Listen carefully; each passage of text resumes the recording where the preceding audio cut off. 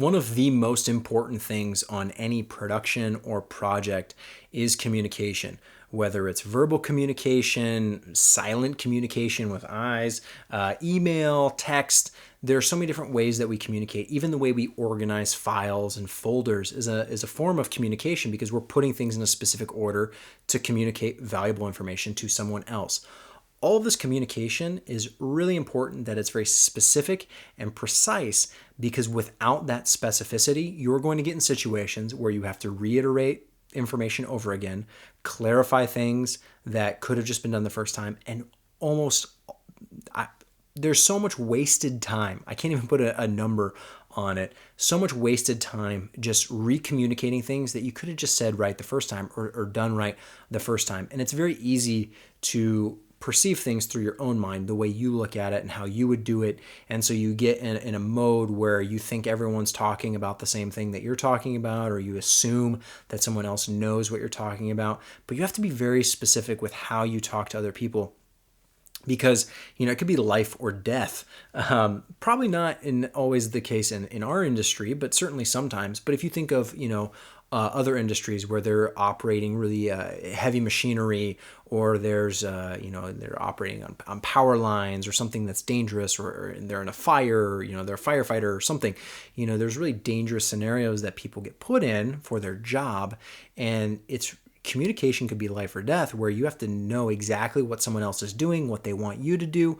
Otherwise, it could all go terribly, terribly wrong. And the same is true for filmmaking and video production, in that you might tell someone to do one thing and they spend 30 minutes doing that, but they did the wrong thing because they didn't understand what you were saying, because you were maybe a little bit unclear, you were a little bit too vague.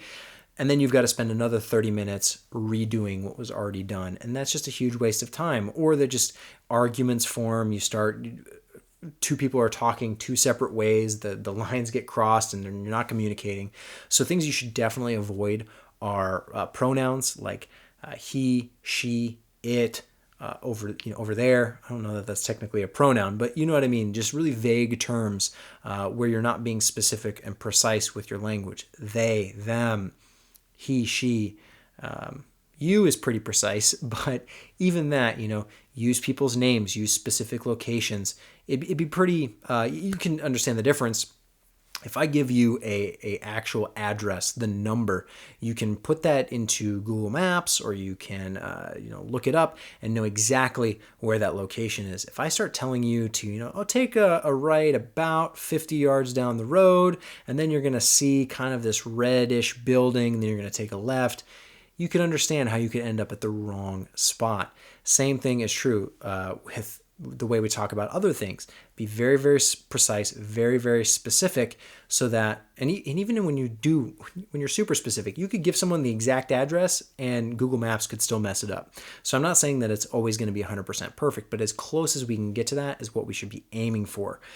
It's very easy to fall into a pattern of just quick, throwing things out there, saying things as they're happening, because most production environments are not hectic necessarily, but fast paced, quick. There's a little bit of a energy, going, and it's those situations where we can start to talk shorthand, and we're trying to be efficient with our words so that things happen quickly. But sometimes when we're too efficient with our words, we leave out too much information and things go wrong. Really important for teams of people, for directors, for producers. Really, if you're dealing with other people, unless you're working on a film only by yourself, like me in this room where I do my vlogs, I don't really have to communicate with anyone else because I know exactly what I want to do. So I light it, I do the camera, everything. But aside from a situation like this, you've got to communicate with other people. So if you're sending an email, making sure that the subject line makes sense. Make sure there is a subject line, okay? Sometimes people are sending no subject line emails. Cut that out. The body of the email, make sure things are labeled clearly, that if you're sending links, that they're that those are labeled clearly. I even like to, when I'm sending an email or a written text, use things like bold, underline, italicize, just to visually separate things. Put paragraph breaks, capitalize things for emphasis. You could even color code things for extra clarity. There's so many things you can do visually to help communicate in a written document. And when you're speaking, there's stuff you can do, like obviously like slow down, don't use pronouns, and just take your time to work through it. Because how often is it?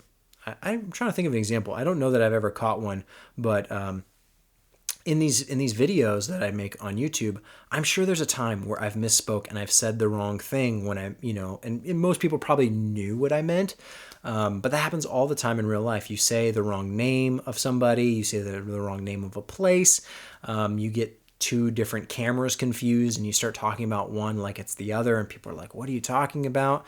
So there's all sorts of situations that can happen, and anytime someone else is confused, they're going to start making internal assumptions about what you meant to say, and then they're going to start filling in the gaps, and those gaps they're going to fill in are probably not the gaps that you meant to say. So just be really, really careful with how you communicate, what you say, how you say it, because it does matter and it can save you a lot of time. You might be trimming things out or going shorthand for efficiency, but that can end up making the process 10 times longer if things don't go right and the other person doesn't know what you're talking about. So even if it's a situation where you think, oh, this person definitely knows what I'm talking about, still take those extra couple seconds to make sure you're doing communication properly.